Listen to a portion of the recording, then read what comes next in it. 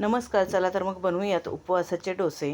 1 वाटी साबुदाणा, 1 वाटी वरीचे तांदूळ 2 तास भिजत घातलेले, 1 बटाटा घालायचा आणि हे सर्व मिक्सरला बारीक वाटून घ्यायचं.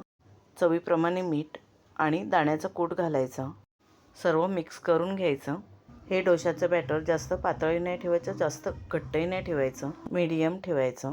फ्राय पॅन गरम करून घ्यायचा, त्याला थोडं तूप लावून डोसा फ्राय पॅनवरती सोडून घ्यायचा. 2 मिनटं झाकण ठेवायचं. 2 मिनटानंतर झाकण काढून थोडं तूप घालायचं.